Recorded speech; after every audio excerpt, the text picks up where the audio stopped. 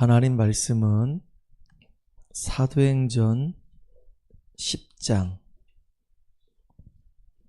38절에서부터 48절까지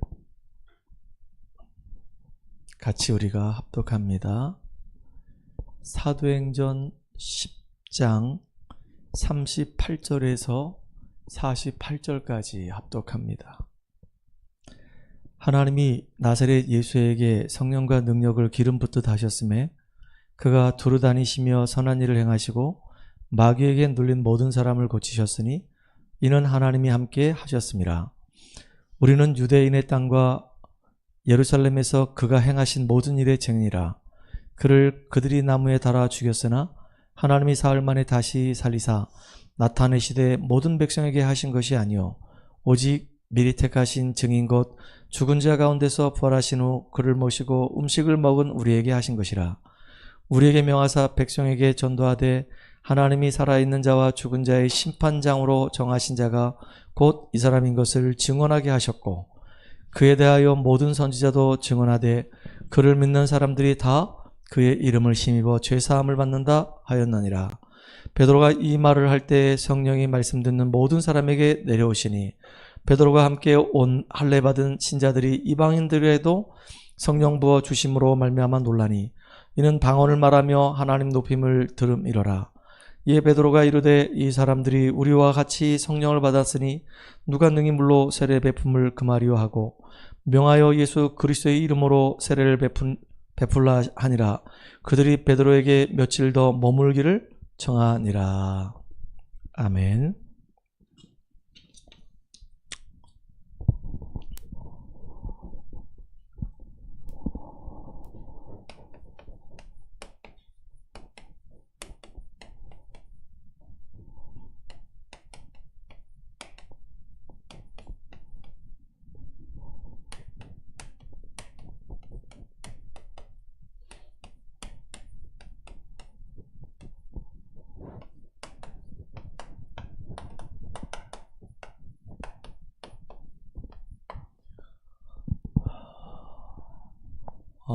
오늘 우리 금요 기도의 시간에는요, 하나님의 계획이 머무는 그곳에 라고 하는 제목으로 같이 말씀을 나누려고 합니다. 특별히 오늘 본문을 읽어보니까 누가 나오냐면 이달리아대 백부장인 고넬료라고 하는 사람이 나와요. 이 고넬료는 황제의 친위 군대 대장입니다. 계급은 그렇게 높지 않은데요, 그 파워가 황제의 측근이기 때문에 막강 파워입니다. 그런데 이 지금 고넬료가 유대인도 아니고 이방인이거든요. 로마 사람이란 말이에요. 로마 사람인데 이 사람이 기도하다가 환상 가운데 시몬의 집에서 지금 기도하고 있는 베드로를 자기 집으로 초청하라고 하는 음성을 듣게 돼요. 그래서 자기 집에 하인을 보내가지고 베드로를 지금 집으로 데려온단 말이에요. 근데 베드로가 딱 들어오는 걸 보고 이 고넬료가 지금 어떻게 했냐, 고넬료가 맨발로 뛰어나가가지고 베드로 바로 무릎 앞에 탁 엎드려가지고 베드로를 맞이하는 겁니다. 아니, 황제의 친위 대장이라니까요. 막강 파워 있는 사람이라니까요. 말 한마디 하면 참새도 떨어지는 그런 능력 있는 사람이란 말이에요. 그런데 그런 고넬료가 어부 출신이고 아무 배경 없고 능력 없는 그 베드로 앞에 딱 엎드려가지고 베드로에게 하나님의 말씀을 들으려고 그렇게 딱 있는 거란 말이에요. 참 멋있죠. 그때 이제 베드로가 그 집에 하나님의 계획이 있음을 알고 이제 복음을 쭉 전하기 시작해요. 전하기 시작하는데 너무 놀라운 게 뭐냐면 베드로의 설교가 다 끝나기도 전에 베드로가 설교하고 그 다음에 이제 하나님의 은혜가 당신 집안에 임하기를 원합니다 라고 이렇게 기도를 해야 되는데 베드로 설교가 끝나기도 전에 초대교회에 임했던 그 주의 성령께서 얼마나 막 강력하게 확 임하는지요, 그 집안에 성령 충만한 놀라운 능력 역사가 임하게 되는 겁니다. 이 사건 때문에 예루살렘 총회에서 이제 논의가 된 거예요. 어떻게 이방인 집에 들어가서 밥을 먹을 수 있으며 어떻게 이방인 집에 가가지고 그 사람들에게 복음을 제시할 수 있냐. 이래가지고요, 이제 시비가 붙은 겁니다. 결국은 그래서요, 촛대가 옮겨졌어요. 분명히 하나님은 너희는 가서 모든 족속으로 복음을 증거하라 그랬거든요. 유대인의 이 선민사상이 이게 무서운 겁니다. 하나님의 이 말씀은 우리에게만, 이 구원의 역사는 우리에게만 해당되는 것이다. 저 이방인들은 우리하고 상관없지 않냐. 특별히 저 로마 사람들은 우리의 원수가 아니냐. 우리나라를 지금 집어삼키고 우리나라를 와가지고 지금 점령하고 있는 저 나라, 더군다나 그 장교인데 어떻게 그 장교한테 복음을 전할 수가 있냐. 이러면서 이제 따지는 거란 말이에요.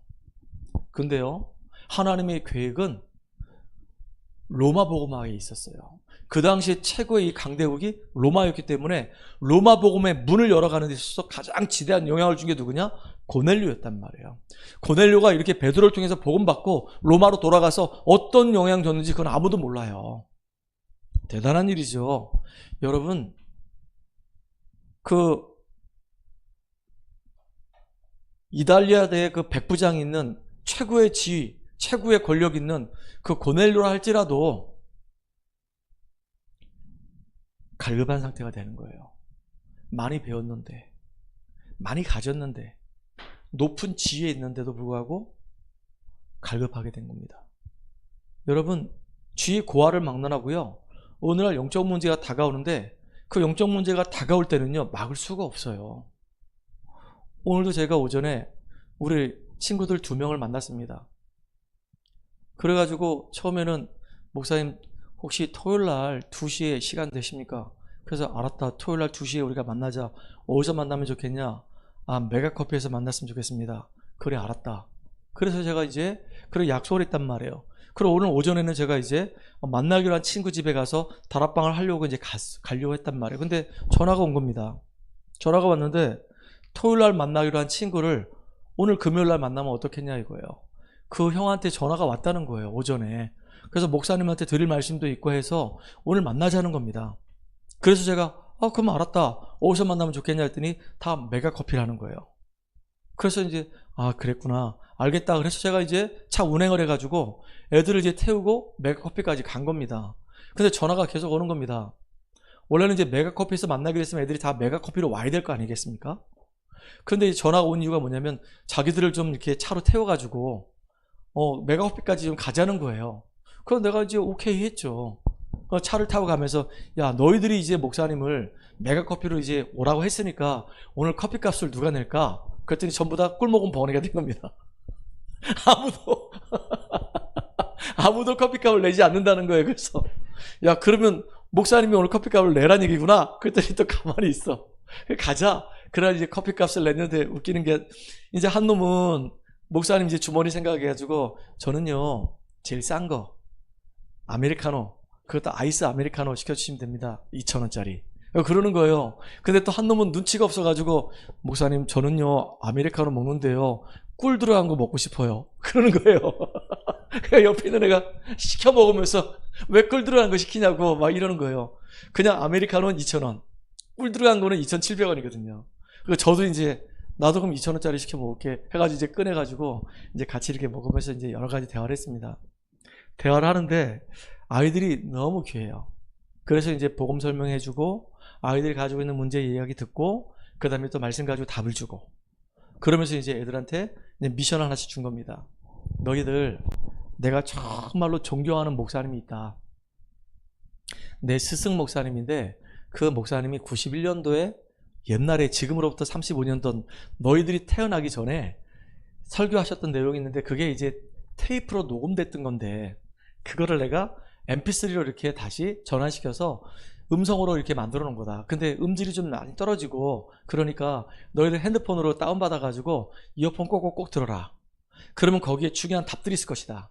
꼭 들어라. 그거 듣고 난 다음에 너희들 들었음이라고 카톡으로 다 나한테 문자 보내라. 그랬더니요 애들이 알겠다고 했어요. 9시까지 내가 문자 보내라고 했거든요. 지금 이제 열심히 아마 듣는 중에 있을 거란 말이에요. 자, 이 친구들도요 오늘날 자기한테 다가온 영적 문제가 가문에서부터 내려온 영적 문제가 있단 말이에요. 이거를요 막을 길이 없는 겁니다. 진짜 이게 너무 안타깝잖아요. 우리가요 정말로 봐야 될 게 있어요. 그게 뭐냐면 선진국이든 후진국이든 많이 배웠던 많이 못 배웠던 많이 가졌던 많이 못 가졌던 관계없이요. 지금도 눈에 보이지 않게 끊임없이 역사하는 존재가 있어요. 흑암이 깊음 위에 있고 하나님의 신은 수면에서 운행하시니라 그랬거든요. 그러니까 이 땅이 창조되기 이전부터 누가 존재하고 있었냐? 이 흑암의 존재가 있었단 말이에요. 악한 사단이 존재하고 있었단 말이에요. 이 사단이 하는 일이 뭐냐? 지금도 똑같은 일을 합니다. 창세 3장 1절로 6절에 보니까 아담과 하와를 속이는 겁니다. 네가 네 인생의 주인이야. 이제는 하나님 믿지 마. 네가 정말로 하나님 되면 되는 거야. 지금도 다 나 중심이 되는 거예요. 그리고 창세기 6장에 보니까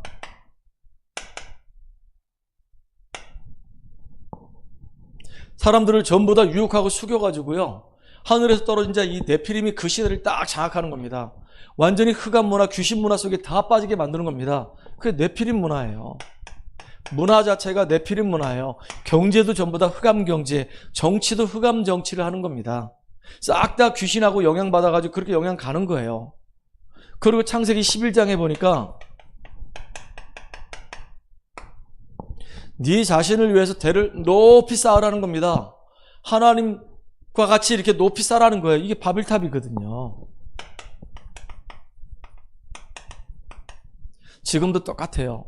눈에 보이지 않게 역사하는 이 사단은요, 사람들의 이 마음과 이 생각을 통해서 끊임없이 하나님과의 관계를 끊어버리고 자꾸 내가 주인 노릇하게 만들어요. 세상의 마음과 생각이 빠지게 만들어요. 어떻게 하면 돈을 많이 벌고 어떻게 하면 성공할 것인가, 여기에만 관심이 있어요. 영적인 데는 전혀 관심이 없고요. 육신적인 데만 늘 관심 갖도록 만들어서 결국은 우리 인생이 실패하고 멸망하게 만드는 존재가 누구냐? 그게 사단이란 말이에요. 참 진짜 안타깝죠. 근데 요 사단이 지금도 만들어 놓은 덫이 있어요. 그게 바로 뭐냐면 창세기 13장에 보니까 지금도 우리가 살고 있는 이 현장에 이렇게 무속인들이 판을 칩니다. 지금 세상이 완전히 흑암으로 지금 덮여 있어요. 난리 이런 난리가 없습니다. 외국에서 지금 많은 사람들이 한국에 오고 있는데요. 이 사람들이 지금 한국의 문화를 배운다 그래가지고 전부 다 무속인 찾아서 지금 점을 치고 있단 말이에요. 희한한 일들이 벌어지고 있습니다. 지금 무속인들이요, 얼마나 이 흑암 경제를 많이 버는지 몰라요. 그런데다가 사도행전 16장 보니까 한 지역에 그 지역을 장악하고 그 지역을 뒤흔들고 있는 점수라는 사람이 있는 겁니다. 복음 모르니까 이렇게 무속인 찾아다니고 점을 치면서 결국은요, 세상 풍속을 따라갈 수밖에 없는 겁니다. 곳곳마다 눈에 보이지 않게 눈에 보이게 이 우상을 지금도 섬기고 있단 말이에요. 우상 문화가 완전히 그냥 시대를 지금 장악하고 있어요. 이거 똑같아요. 후진국에 가보니까 후진국은요, 완전히 우상 만들어서 가서 빌고 있고요.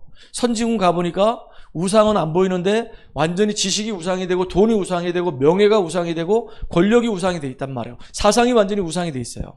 그러니까 어느 현장 가든 간에 진짜 똑같아. 다 하나님 없는 상태, 영적 상태가 하나님 없이 다 나 주인이고 물질 중심이고 전부 다 성공 중심의 삶을 살아간단 말이에요. 배후에 누가 역사할까요? 악한 사단이 역사하는 겁니다. 이 사단이 원하는 바는 뭐냐? 우리가 망해가는 걸 원하는 거예요.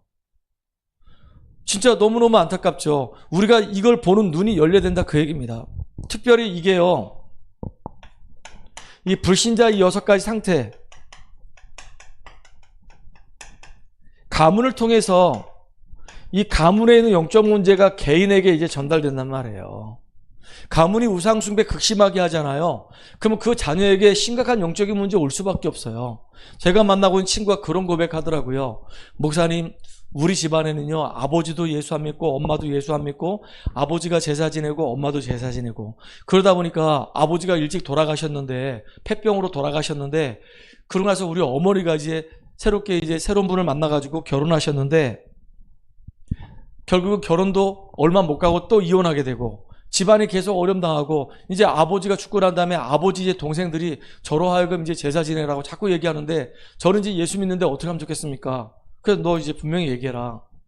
이제 너는 아버지를 떠나서 아버지가 돌아가셨고 어머니가 이제 새로운 분을 만나서 이제 결혼하셨고 또 그분하고 또 이혼했기 때문에 어떤 면에서 보면은 이제 아버지하고 너는 관계없다. 아버지는 이미 돌아가시지 않았냐? 아버지가 살아있을 때 예수 믿었으면 벌써 천국 가셨을 텐데 아버지가 살아있는 동안에 예수 안 믿었기 때문에 죽으시면 그 아버지 어디 가셨겠냐? 그 영혼은 이 육신은 흙으로 돌아갔고 그 영혼은 결국은 지옥 갈 수밖에 없는 것이다. 지금 음부에 있다. 근데 음부에 계시는데 그 음부에 계신 그 아버지를 우리가 천국으로 옮길 수가 있겠냐? 못 옮긴다. 그러니까 이미 벌써 그건 다 지나간 일이고 끝난 일이기 때문에 어떻게 할 수가 없으니까 너 하나만이라도 정말로 예수 제대로 믿고 하나 앞에 올바르게 서고 너네 가정과 가문을 네가 살리는 사람 되라. 너네 집안에 보이지 않게 흐르는 영적 흐름이 있다. 이게 완전히 태어날 때부터 원죄 가운데 태어나기 때문에 영적 사망 상태로 태어나고 우상 숭배하고 정신 문제 오지 않냐? 너 조현병으로, 너 지금 간질병으로, 너 지금 공황장애로 지금 너무너무 시달리지 않냐? 근데 이렇게 한번 조현병 오고 공황장애 오면 그걸 끝나지 않고 네 삶이 다 지금 무너지지 않냐? 그렇게 막 지옥 같은 인생 살다가 결국 지옥 간다. 근데 안타까운 건 뭐냐면 네가 결혼해서 아이 낳게 되면 이 애한테도 그대로 이게 대물림된다. 그러니까 가문에서부터 내려오는 이 저주가 완전히 내 개인에게 복음 안에서 끊어지도록 만드는 것이 이게 축복이다. 이 얘기했거든요. 고넬료가 오늘 고넬료가 얼마나 갈급한지 모릅니다.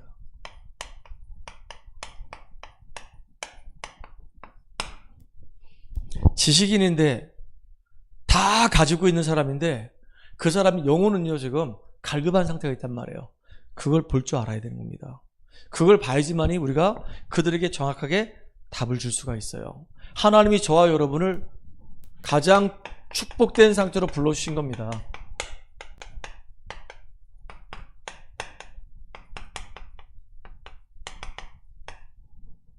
저와 여러분을 부르실 때 어떻게 부르셨냐?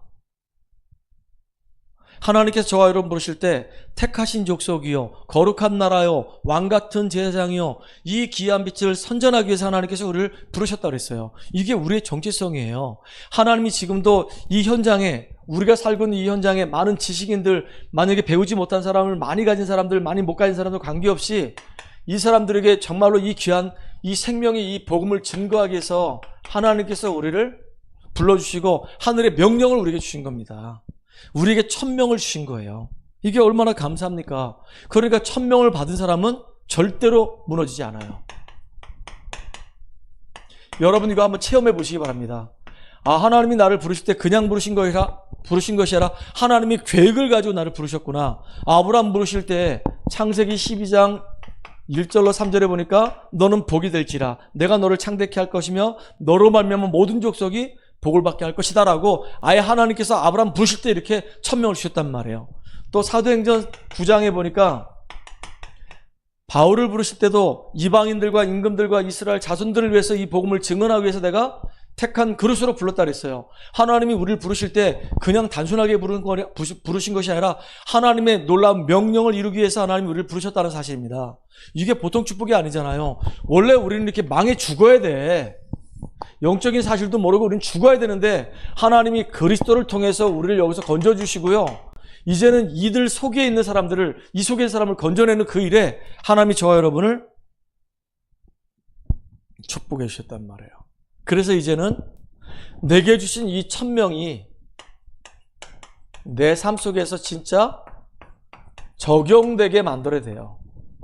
진짜 현장에서 이 보고 와 정말로 많은 사람들이 지금도 이렇게 무너지고 있구나.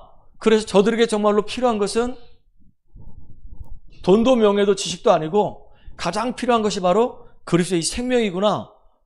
여러분들 이걸 발견해야 되는 겁니다. 그럼 나는 내가 있는 현장에서 어떻게 이 사람들 살릴 것인가? 사실은 이 고넬료를 누가 만나냐? 베드로가 만났어요. 베드로가 어디에 있을 때요? 피장 시몬, 다시 말하면 지금으로 우리로 얘기하면 아파치입니다. 가파치. 이 가죽을 가지고 지갑도 만들고 가죽을 가지고 신발도 만드는 그 가파치예요. 그 가파치 집에서 이제 너무 배고픈데 식사를 기다리다가 이제 기도하는데 비몽사몽간에 기도하는데 하나님께서 이 베드로에게도 동일하게 이 고넬료 만나라고 하는 겁니다. 이 고넬료도 기도하는데 베드로 만나라고 하는 거예요. 근데 베드로가 기도하다가 이제 고넬료 집에 간 겁니다. 근데 바로 가지 않았어요. 얼마나 이 고넬료가 갈급했는지 하인들을 보냈는데 하인들이 베드로 만나서 분명히 이 고넬료 얘기했는데도 그냥 이 집에 더 머물러 있다가 그 다음날 가요. 웃기는 거 있죠. 그러니까 기쁘고 감사한 마음으로 가는 게 아니라 이방인이니까 로마 사람이니까 왜 불렀지? 왜 가야 되지? 꼭 가야 되나? 이러고 있었던 거예요. 그런데 이제 하나님이 꿈속에서 계속 얘기하시니까 막 구약에는 분명히 먹지 말라 한 짐승들이 있거든요. 돼지는 먹지 말라 그랬어요. 왜? 되새김질을 안 하니까. 발에 굽은 갈라져 있는데 되새김질 안 해. 근데 되새김질을 하는데 굽이 갈라지지 않아서 다 먹지 말라 했단 말이에요. 다 부정한 음식이라 했단 말이에요. 그런데 베드로가 지금 막 배고픈데 정신이 없는데 막 부정한 음식이 막 내려와가지고 하늘에서부터 막 이 보자기에 쌓여가지고 막 내려와가지고 뭐라고 하겠냐. 이걸 먹으라는 거예요. 그러니까 베드로 입장에서는 어떻게 내가 유대인으로서 이 부정한 것을 하나님이 금하신 이 음식을 내가 먹을 수 있습니까? 라고 얘기하는 거예요. 그런데 하나님은 먹으라는 거예요. 그 말이 무슨 말일까요? 이 베드로 생각에는 어떻게 저 이방인들, 우리에게 원수인데 저 이방인들에게 어떻게 가서 복음을 전할 수 있습니까? 그러니까 하나님의 계획은 저 이방인에게도 복음이 들어가서 그들이 생명을 얻고 살아야 된다. 이걸 얘기하는 거란 말이에요. 그러니까 이제 나중에 꿈 얘기하는 거예요. 하나님께서 이렇게 우리가 금했던 그 음식을 먹으라고 하는데 가서 이방인들에게 복음을 전했는데 말씀도 다 증거되기 전에 성령이 막 임하시는데 내가 뭐 어떻게 하라는 얘기냐. 이렇게 얘기해요. 담대하게 얘기해야 되는데 분명히 예수님 말씀하지 않았냐. 너희는 가서 모든 족속으로 제사 삼으라고 얘기하지 않았냐. 그러면 로마 사람이든 이방인이든 유대인이든 관계없이 모든 사람은 다 구원받고 하나님 자녀가 되도록 우리가 복음 전해야 되지 않냐. 너희들이 지금 율법에 묶여가지고 선민의식에 묶여가지고 이 복음 전하는 일을 너희들이 지금 가로막고 있다는 것이 이게 말이 되는 얘기냐? 라고 당당하게 얘기해야 되는데 율법에 딱 매여가지고요 못하는 거예요. 근데 하나님이 이렇게 딱 저 베드로가 저 이방인 저 고넬료에게 복음을 전할 수 있도록 분명히 주신 그 언약 마태복음 28장 16절 20절에 너희는 가서 모든 족속으로 또 사마리아 땅끝까지 이르러서 내 증인 되리라. 이거 약속하신 거잖아요. 이걸 적용해 본 거예요, 진짜. 이게 정말로 정말인가? 현장에 사람들이 이렇게 묶여 있는가? 진짜 이들에게 정말로 복음이 들어가면 사는가? 하나님이 정말로 계획해 놓으셨는가? 이걸 여러분들이 확인해 보셔야 된다, 그 말입니다. 그리고요, 적용하니까 1000명이 내게 완성되는 거예요. 응답이 돼야 될 거 아니겠어요? 응답. 내가 정말로 가지고 있는 이 복음을 일단은 내가 구원받은 은혜가 너무 감사하고 나도 흑암 속에 있었는데 여기서 빠져나온 게 너무 감사하고 이제는 내가 만나는 사람들에게 어떻게 하든지 이 사람들에게 내가 복음을 전해봐야 되겠다. 기도하는 겁니다. 그러다가 준비해서 소책자 우리 교회 많거든요. 그럼 많으니까 이제 소책자 뭐가 있는지 한번 찾아보기도 하고 기도하면서 이제 전달해주고 하면 얼마나 좋겠습니까?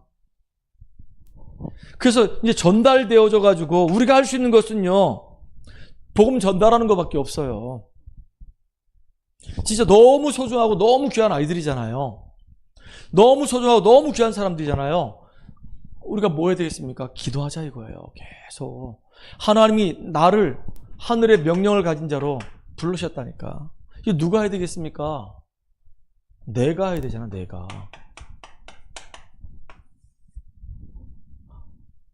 아무도 일 안 하기 때문에 우리가 사명을 가지고 해야 된단 말이에요.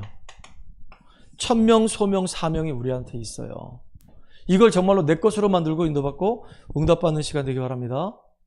그래서 우리가 현장에서 어떻게 정말로 이렇게 중요한 사람들을 우리가 살릴 수 있는가? 어떻게 이 현장의 사람들을 살릴 수 있는가? 이 방법이 무엇인가? 방법은요, 다른 게 없어요. 베드로가 가서 뭐 얘기했을까요? 다른 얘기 안 했어요. 오직 얘기했어요. 오직 그리스도.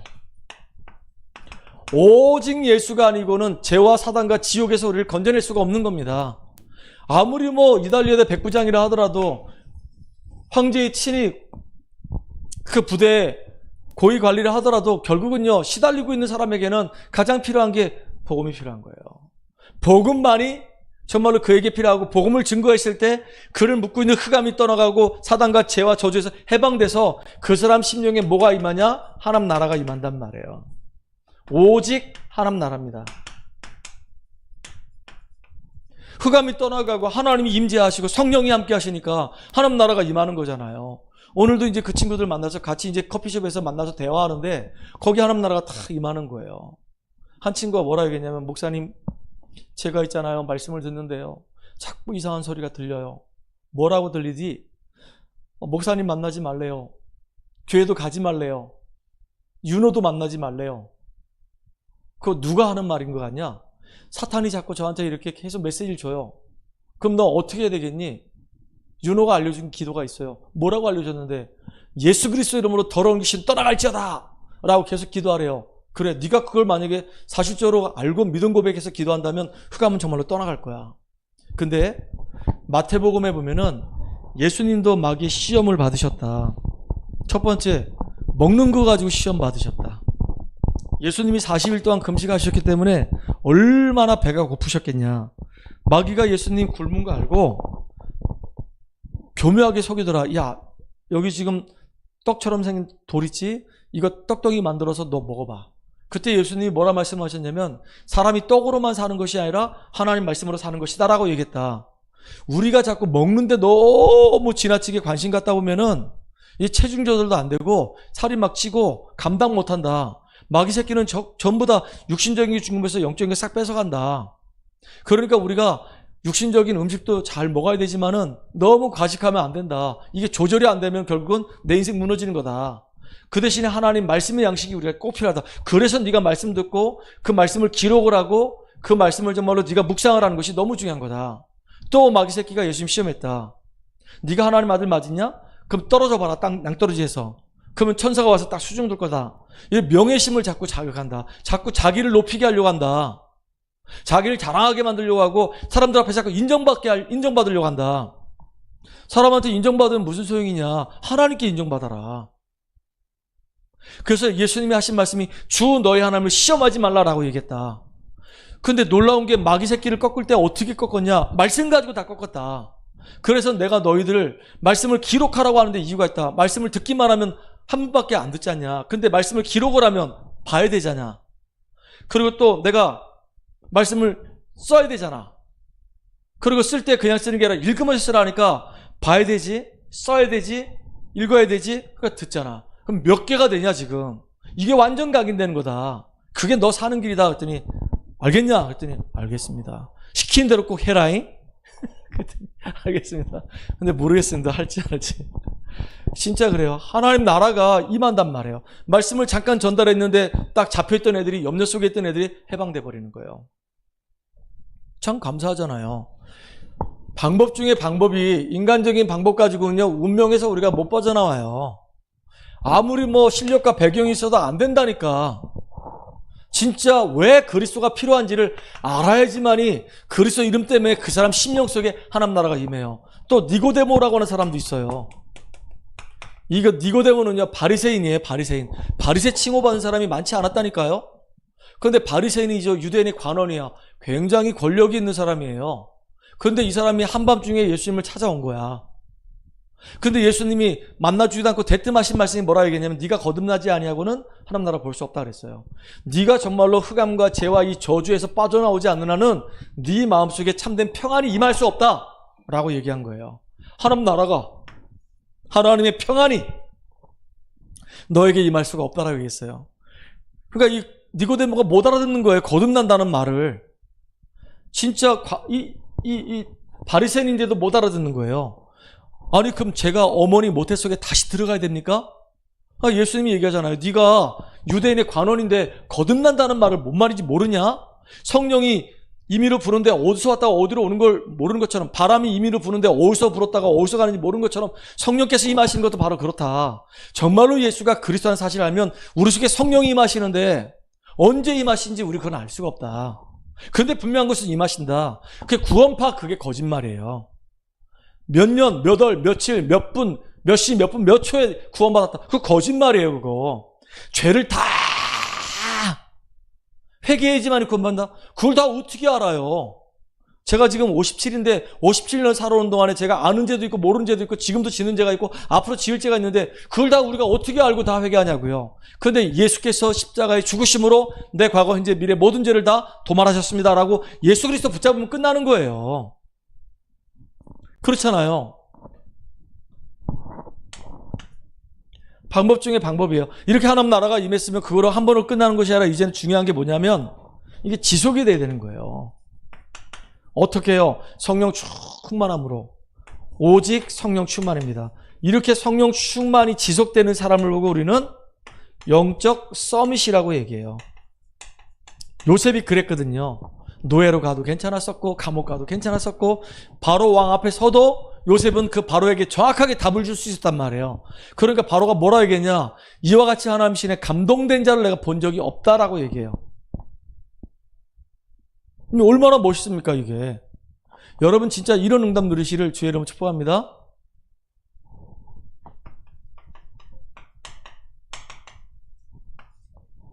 너무너무 감사한 일이야. 방법 중에 최고의 방법. 진짜 그리스도가 아니고는 인생 답 절대 없어요. 이거를 계속 얘기하고 있단 말이에요. 왜냐? 영적인 문제 너무 심각한 사람들이 많으니까 계속 그리스도 얘기할 수밖에 없어. 그리스도 얘기 계속하니까 흑암이 떠나가고 그 사람에게 있는 죄와 저주가 해방돼 버리고 진짜 하나님 나라가 임하는 거예요. 그리고 자기소개 하나님 나라가 임하니까 이제는 성령 충만 계속 누려야 될 거 아니겠습니까? 이 축복 누리기 바랍니다. 어디에서 그곳에서 그곳 있어요. 하나님은 누구에게 역사하시냐? 복음 가진 베드로에게 모든 관심이 다 있어요. 복음 가진 베드로가 있는 그 현장에 하나님의 모든 관심이 다 있단 말이에요. 왜냐? 복음 가지고 있기 때문에 베드로는 복음을 전달할 수가 있는 거예요. 베드로가 있는 그 장소가 곧 하나님의 계획이 이루어지는 장소예요. 여러분이 있는 그 장소가 곧 하나님의 계획이 이루어진 장소예요. 베드로가 어디 있었습니까? 피장 시몬의 집에 있었어요.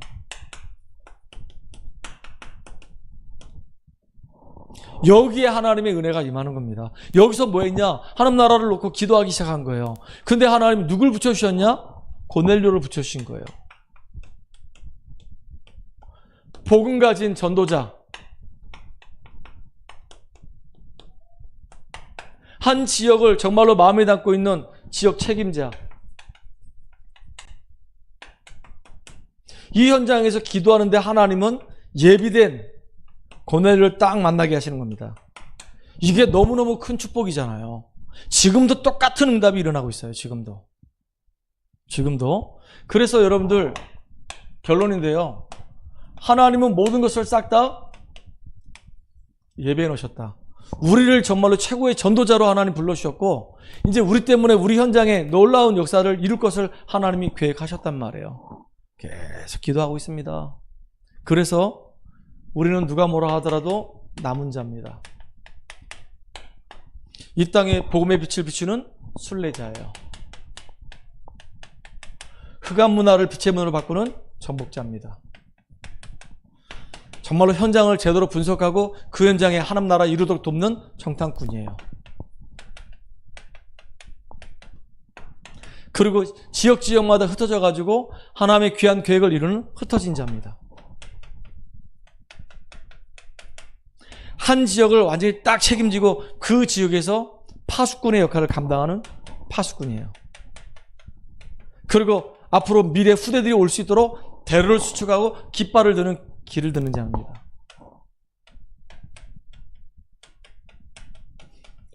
이게 이제 7포인트란 말이에요. 근데 결론은 뭐냐? 하나님께서 사도행전 13장 48절에 10장 48절에 보니까 작정된 자는 여기 작정된 자는 다 믿더라라고 되어 있거든요. 다 예비해 놓으셨어요. 영적으로 시달린 사람이 너무 많은데 하나님이 이들을 살리기 위해서 우리를 먼저 불러주셨고 우리에게 천명을 주셨고 이제 그 현장에 가장 필요한 게 무엇인지 알게 하셨고 이제 그걸 놓고 기도하다 보니까 하나님이 이렇게 놀라운 현장의 응답들을 주신단 말이에요. 이거 지금 이번 주에 있었던 일들이에요. 하나님의 계획이 머무는 그곳에 있는 저와 여러분 되기 바랍니다. 하나님의 계획이 있는 곳. 내가 있는 그 현장. 나는 전도자이기 때문에 이런 축복 누리시기를 주의 이름으로 축복합니다. 하나님 감사합니다. 오늘도 그리스도 안에서 성령 충만함을 누리게 하시고 영안이 열려서 현장을 보게 하시고 지금 이 현장에 가장 필요한 것이 무엇인지 바로 알게 하시고 우리가 기도하며 하나님 나라 이루는 주역으로 온전히 쓰임받게 하시되 이미 영세전부터 하나님께서 준비해놓은 영혼들을 찾고 만나게 하시고 그들을 살리는 응답의 주역으로 오늘도 가장 귀하고 가치 있게 쓰임받게 하여 주시옵소서. 예수 그리스도 이름으로 기도합나이다. 아멘. 찬송가 320장입니다.